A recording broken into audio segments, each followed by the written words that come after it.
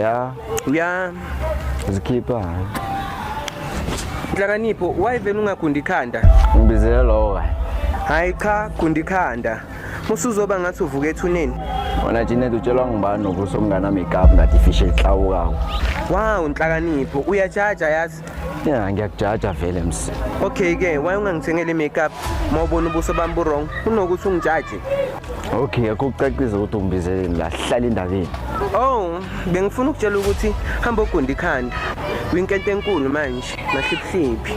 Phuma enweleni zami manje nani. Hayibo, uzotshola nobani unekhanda elimbi so? Janet sukela nini kuyikinga lo. Enhle kungibizeleni la.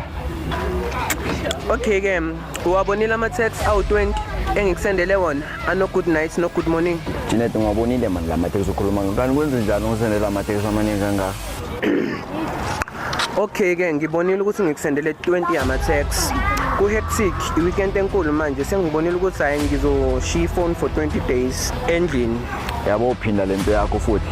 Maqeda lapho uzobuya kimi futhi masezikhalela.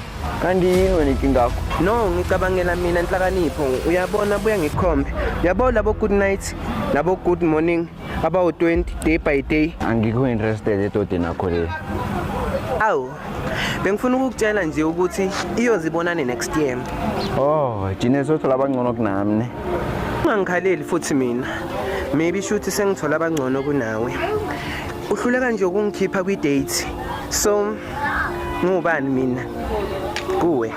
Ngeke hawo. Ufuna ngikhiphe mina maqeda uzongicalisa ngabantu le emadrobheni ungazongihlanyela wena. Wena uzongihlaza wena ngento yakho leyo ungazi izinto wena. Yini engayazi?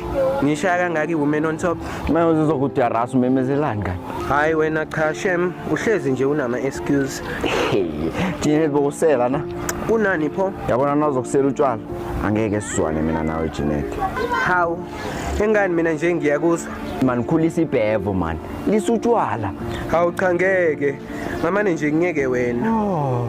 Yabo into yenzako le. Izokwenza ukuthi uzisole. Nabesana babangasakufuni ene uzozisola mhla uphela amandla. Kahle Malayika, ngiyayazi mina into engiyenzayo. Kuhle nawaziyo. Ngiyakhamba mina. No, ima. Ungiphi imali yokugcina ye weekend? Ungiphaphela soka niyazi ukuthi usazokufuna imali kimi. Yangihlolela wena. Angifuni. Hayi good night.